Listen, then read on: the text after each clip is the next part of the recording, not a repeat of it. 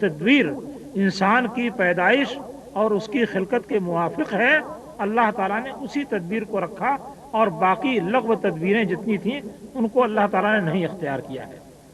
صاحب ایک صورت یہ بھی ہو سکتی تھی کہ روزانہ اللہ تعالیٰ ہر ایک آدمی کے گھر میں اتر کر کے بیان کرے اس سے کہ فلاں فلاں کام کرو، فلاں فلاں کام نہ کرو، مگر یہ ایسی چیز ہے جس کو انسانی فطرت کسی طریقے سے برداشت ہی نہیں کر پائے گی۔ ایک صورت یہ بھی ہو سکتی تھی کہ آسمان و زمین کے درمیان ایک ٹرانسمیٹر نصب ہو جائے اور وہاں سے روزانہ اللہ تعالیٰ کے احکام نشر ہوتے رہیں اور لوگ سنتے رہیں، اور اس کے بعد چاہے اس پر عمل کریں نہ کریں، مگر یہ بھی ایک ایسی صورت ہے جو انسان کے مزاج سے مطابقت نہیں رکھتی ہے۔ ایک انسان، آپ جانتے ہوں گے، ایک انسان بسا اوقات خیر کا کام کرنا چاہتا ہے، کسی نے اپیل کر دی جلسے میں کہ صاحب آپ لوگ چندہ جمع کیجئے، اب بہت سارے لوگوں کے دل میں جذبہ ہے، وہ چاہتے ہیں کہ چندہ جمع کریں مگر اٹھتے نہیں ہیں، طبیعت میں ایک طرح کی ہچکچاہٹ ہوتی ہے اور اٹھتے نہیں ہیں۔ اب کوئی ایک آدمی جرأت کر کے جاتا ہے اور پیسے جمع کرتا ہے تو اس کے بعد دوسرے لوگ آگے پیچھے آنا شروع ہوتے ہیں اور پیسے جمع کرنا شروع کر دیتے ہیں۔ تو انسان ہمیشہ یہ چاہتا ہے کہ اس کے سامنے کوئی اچھا نمونہ ہو اور اس پر وہ چلے، اس کا مزاج اور اس کی طبیعت ہی اسی قسم کی بنائی گئی ہے۔ اس لیے اللہ تعالیٰ نے یہ بھی صورت نہیں اختیار کی کہ آسمان و زمین کے درمیان سے آواز نشر ہوتی رہے، بلکہ اس نے جو صورت اختیار کی وہ یہ صورت اختیار کی کہ کسی انسان کو پیغمبر منتخب کرے اور اس کی پیغمبری کے لیے وہ ایسی ایسی نشانیاں اس کو عطا کر دے کہ اس کی پیغمبری میں کوئی شک و شبہ نہ رہ جائے، اور اس کے بعد اس پیغمبر کے ذریعے سے اپنی مرضی کی چیزیں انسانوں کو بتائے اور ان مرضیات پر عمل کرنے کے لیے وہ پیغمبر نمونہ ہو، ہر انسان دیکھے کہ یہ پیغمبر کس طریقے سے عمل کر رہا ہے، اور اس کے عمل کو دیکھ کر کے اس کے مطابق خود بھی اپنے آپ کو ڈھالنے کی کوشش کرے۔ اللہ تعالیٰ نے یہ صورت اختیار کی۔ اب جب یہ صورت اس نے اختیار کی ہے تو پیغمبر جو بات بتائیں گے ظاہر بات ہے وہ وہی ہوگی جو کہ اللہ تعالیٰ چاہتا ہے، یعنی اللہ تعالیٰ اپنی مرضی کا اظہار اپنے پیغمبر کے ذریعے کرتا ہے، اس لیے ضروری ہوا کہ پیغمبر کی بھی اطاعت کی جائے، کیونکہ پیغمبر اپنی مرضی سے کوئی بات نہیں بولتے بلکہ جو کچھ اللہ تعالیٰ چاہتا ہے اسی کو بولتے ہیں، اور جو کچھ اللہ تعالیٰ چاہتا ہے اسی کو کرتے ہیں۔ لہذا پیغمبر کا ارشاد اور اس کی رہنمائی اور اس کا عمل یہ سب کا سب اسوہ اور نمونہ ہوگا، اور باقی مخلوق کے لیے یہ صورت ہوگی کہ اسی پیغمبر کے بتائے ہوئے طریقے پر چلیں۔ قرآن مجید نے اس کو بہت واضح کیا ہے، وما آتاکم الرسول فخذوہ وما نہاکم عنہ فانتہوا، جو بات تم کو رسول دیں اسے لے لو اور جس بات سے منع کریں اس سے باز آ جاؤ۔ اور اسی طریقے سے فرمایا کہ ومن یطع الرسول فقد اطاع اللہ، جس نے رسول کی اطاعت کی اس نے اللہ کی اطاعت کی، کیونکہ رسول کا کوئی کام اپنا ذاتی کام نہیں ہے، سارا کا سارا کام اللہ تعالیٰ کے بتائے ہوئے طریقے کے مطابق ہے، لہذا جس نے رسول کی اطاعت کی اس نے اللہ کی اطاعت کی۔ ومن یطع الرسول فقد اطاع اللہ، اور پھر اس رسول کو اللہ تعالیٰ نے اس طریقے سے محفوظ کر دیا کہ وہاں کسی قسم کے نہ چھوٹنے کا اندیشہ تھا اور نہ کسی قسم کے بڑھنے اور داخل ہونے کا اندیشہ تھا، بالکل اتنے ہی پر پیغمبر کو محدود کر دیا جتنا کہ اللہ تعالیٰ کی مرضی کے مطابق تھا۔ آپ ذرا سا غور کیجئے، تھوڑی سی توجہ کیجئے کہ مکے میں نبی کریم صلی اللہ علیہ وسلم کے ساتھ بڑی مخالفت چل رہی تھی، مار دھاڑ تک کی نوبت تھی، مسلمانوں کو بہت ستایا گیا تھا، لیکن جب کسی پہلو سے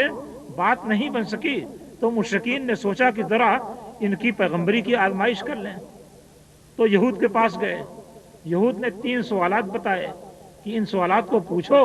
اگر وہ جواب دے دیں تو واقعی نبی ہیں، اگر جواب نہ دیں تو پھر یہ محض بناوٹی بات کر رہے ہیں، نبی نہیں ہیں۔ اصحاب کہف کے متعلق ایک سوال تھا، اور ذوالقرنین کے متعلق ایک سوال تھا، روح کے متعلق ایک سوال تھا۔ یہودیوں سے یہ باتیں پوچھ کر کے سمجھ کر کے جو وفد واپس آیا اس نے مشرکین سے کہا کہ چلو ہم فیصلہ خود بات لے کر کے آ گئے ہیں، چلو اب پوچھتے ہیں محمد سے۔ آئے، پوچھا، 3 سوالات کیے، آپ نے کہا کہ ٹھیک ہے میں اس کا جواب بتاؤں گا۔ چند روز کے بعد وحی آئی اور آپ نے ان لوگوں کو ان تینوں سوالات کے جوابات بتا دیے. ان کو سمجھ میں آ گیا کہ واقعی یہ پیغمبر ہے، کیونکہ یہود نے کہا تھا کہ اگر ان سوالات کے جواب دے دیں تو واقعی پیغمبر ہیں، اگر جواب نہ دے سکیں تو محض بناوٹی ہیں. تو اب آپ نے جواب دے دیا تو سمجھ میں آ گیا کہ آپ واقعی پیغمبر ہیں. اب یہ سٹپٹائے کہ اب کیا کریں، بات تو ہم چاہتے ہیں کہ مان لیں لیکن ہماری بڑائی رکاوٹ بن رہی ہے. تو اس کے بعد کہا کہ چلو ایک سوال کرتے ہیں ان سے ہم یہ کہتے ہیں کہ اس قرآن میں کچھ باتیں ایسی ہیں جنہیں آپ تبدیل کر دیجئے، پھر ہم مومن ہو جاتے ہیں. وَقَالُوا ائْتِ بِقُرْآنٍ غَيْرِ هَٰذَا أَوْ بَدِّلْهُ، انہوں نے کہا کہ اس کے بجائے کوئی دوسرا قرآن لائیے یا اس میں تبدیلی کر دیجئے. اب اس سلسلے میں اللہ تعالیٰ نے دو باتیں کی. ایک بات تو یہ کہی کہ مشرکین کو آپ یہ جواب دیجئے، قُلْ مَا يَكُونُ لِي أَنْ أُبَدِّلَهُ مِنْ تِلْقَاءِ نَفْسِي، آپ کہہ دیجئے کہ مجھے اختیار نہیں ہے کہ میں اس کو اپنی جانب سے تبدیل کر دوں. ان اتبع الا ما یوحی الیہ، میں تو اسی بات کی پیروی کرتا ہوں جس کی وحی میرے پاس کی جاتی ہے. یہ جواب تو مشرکین کو دیا گیا. خود نبی صلی اللہ علیہ وسلم پر اس موقع پر جو کچھ گزری اللہ تعالیٰ نے اس کو بھی ذکر کیا ہے. آپ کے ذہن میں اس طرح کا خیال آیا کہ یہ جو تھوڑی سی تبدیلی چاہتے ہیں، اگر ایسی تبدیلی ہو جائے تو ماشاءاللہ یہ سارے کے سارے لوگ مومن اور مسلمان ہو جائیں گے اور ایک بہت بڑی کامیابی حاصل ہو جائے گی. آپ کی خواہش بہت زیادہ ہوا کرتی تھی کہ لوگ مسلمان ہو جائیں. ظاہر بات ہے کہ آپ اسلام پھیلانے کے لیے آئے تھے اور ساری دنیا کو مسلمان بنانا چاہتے تھے. اس خواہش کا تقاضا اتنا بڑھا ہوا تھا کہ قرآن مجید میں دو جگہ اللہ تعالیٰ نے ٹوکا کہ ایسا لگتا ہے کہ ان کو مسلمان بنانے کے چکر میں آپ اپنے آپ کو ہلاک و برباد کر دیں گے، ہلاک کر دیں گے. لعلک باخع نفسک الا یکونوا مؤمنین اور لعلک باخع نفسک علی آثارہم ان لم یؤمنوا بہذا الحدیث اسفا، کہ ایسا لگتا ہے کہ اگر یہ لوگ ایمان نہ لائے اس قرآن مجید پر تو غم و الم کی وجہ سے آپ اپنے آپ کو ہلاک کر دیں گے. تو آپ کے اندر چونکہ اس طرح کا جذبہ تھا لہذا یہ خیال آنا کوئی بعید بات نہیں تھی کہ تھوڑی سی تبدیلی جو یہ چاہتے ہیں اگر ہو جائے تو اس کے ذریعے سارے لوگ مسلمان ہو جائیں گے.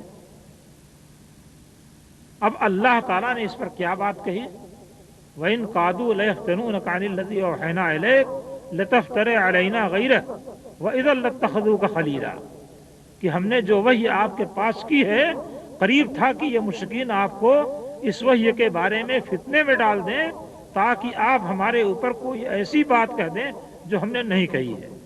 اس وحی کے علاوہ آپ کوئی اور بات کہہ دیں. اور اگر آپ نے ایسا کہہ دیا ہوتا تو یہ لوگ یقینی طور سے آپ کو نہایت ہی پکا اور گہرا محبوب بنا لیتے، نہایت ہی قطعی دوست بنا لیتے. یہ بات بالکل پکی تھی. لیکن اگر ایسا ہوتا تو پھر کیا ہوتا، وَلَوْلَا أَن ثَبَّتْنَاكَ لَقَدْ كِدتَّ تَرْكَنُ إِلَيْهِمْ شَيْئًا قَلِيلًا،